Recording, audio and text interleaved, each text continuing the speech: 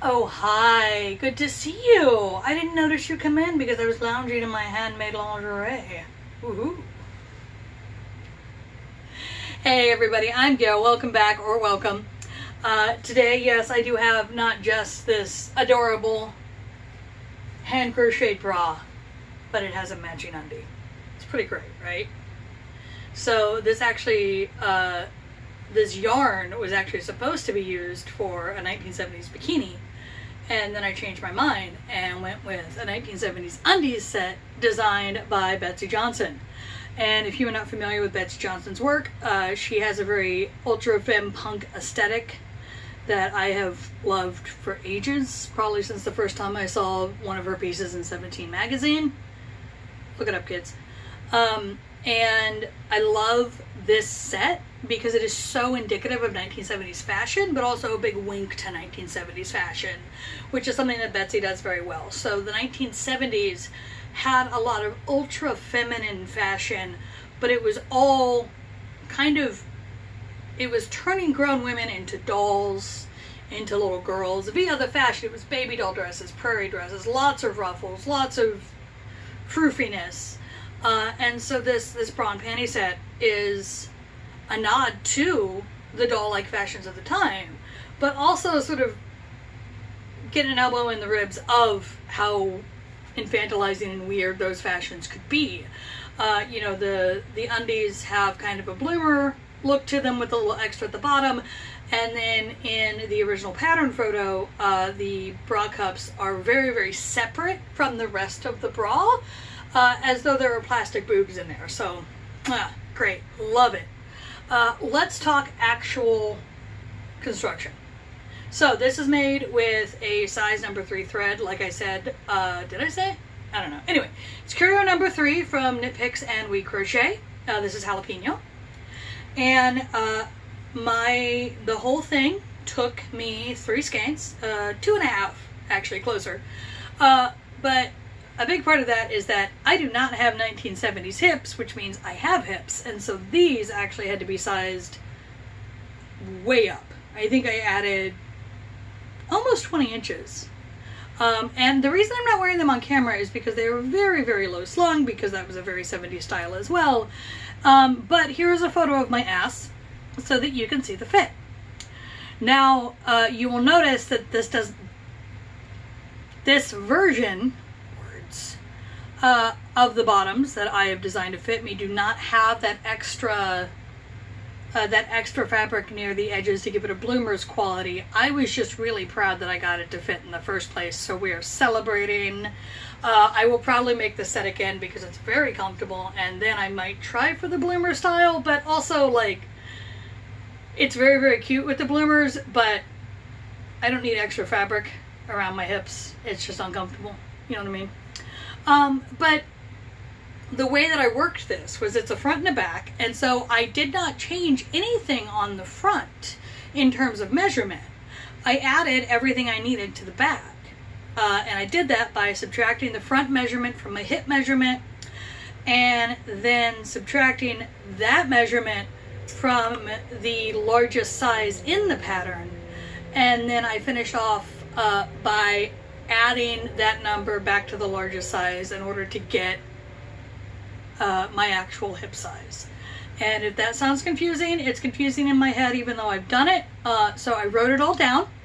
It is on my blog on icrochetedthething.com. The link is down below so that you can go and see my math in like picture form to hopefully help you figure out how to size things for yourself.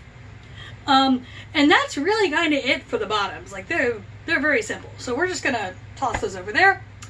Let's talk about the top. The top. So this top is made in several pieces. You make 2 little boob hats, you make the front piece, you make 2 straps, you make the sides, and then you sew everything together. And this front piece here and the side pieces are curved as part of making them. They are designed to be curved so that they actually fit against the boob cups, which is great. You will notice there's a little extra room in my boob cups, and the reason for that is the instructions on how to make the cups big enough to cover your boob were a little iffy. So I got a little worried that I wasn't going to have enough space, and I overshot the overall goal. I also worked the 36-inch band instead of the 34-inch band because I got nervous there too. And this is one of those things you got to learn. Is like, you trust the pattern the first time, and if there's a fuck up because you trusted the pattern, you can adjust for the next time. But I did not trust the pattern the first time, so this is a little bit big on me. I do actually like it though, because I don't want this to fit like a regular bra. I want this to be something that I can just wear when it's hot and not have it, holding me in too tight or doing any sort of uncomfortable chafing. And so having it a little bit bigger was actually really nice for me, but it may not be nice for you. And then with the straps, you make them 15 inches, and then when you pin everything together before you sew it, you try it on and you adjust where you want the straps to be. But you don't actually sew the straps on until after you've done this trim here, which is just picot stitch. And this is a slightly different picot than I usually see.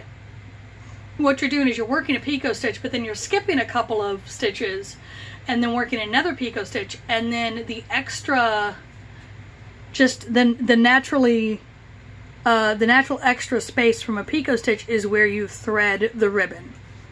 And this is meant to be a 3/8 inch ribbon. This is actually yarn left over from a different project. I did a ribbon dress and it was also 3/8 inches, so perfect.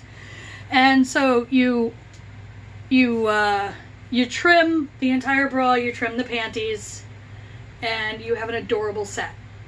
Now, I do have a small tip on how to size the boob hats, even though they're a little weirdly described, which is what you want to do, basically, is you want to be able to cover this much of your boob. Okay, it's not the most scientific, but like cover the biggest part of your boob, and then work 4 rows of just plain single crochet around the edge and call it good. I think you'll get a good fit that way. Of course, different boob shapes could lead to different things, and with mine having been recently surgically smaller and shaped, I have more of like a probably perfect boob shape for a style like this. So your mileage may vary. I definitely want to say that very loudly. Your mileage may vary. You also work this on a D hook. It's all single crochet, and a D hook is a 3.25. I do encourage you to use an ergonomic hook, even if you don't usually, because I tried it with just a regular hook when I started it, and I work with hooks of all different sizes. I'm used to adjusting my hands to get the right gauge. I started working too tight, which is a rare thing for me nowadays. So I do recommend an ergonomic hook because it's going to be easier to hit the gauge. At least that was my experience.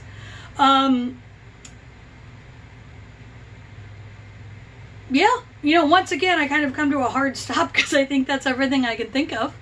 As always, I'll have the pattern linked in the basement, or if it's not linked there, I will have a note there that you can just get a hold of me to get it if you want it. I think it's a super cute set. I think it's one that's probably pretty easy. I mean, based on being able to size up the undies, I think the whole thing is easy to size up because, especially with this top, you have so many pieces that you can adjust as needed. It's super comfortable. This is just 100% cotton. So it breathes, it's very comfortable. It's been very, very warm in PDX this summer. So I've actually just like thrown this on with a pair of shorts when I've needed to like run outside for something, because I'm like, it's too goddamn hot to wear a whole shirt. You can't see my nipples through it. It's perfect. Yeah, so I think that's it for this one. If you enjoy what I do here, please like, subscribe, share, tell your friends. My Instagram and my blog are linked in the basement, along with my Ravelry, if I remember it this time. I'm kind of bad at it. And, I update about every 10 days, so I will see you in 10 days.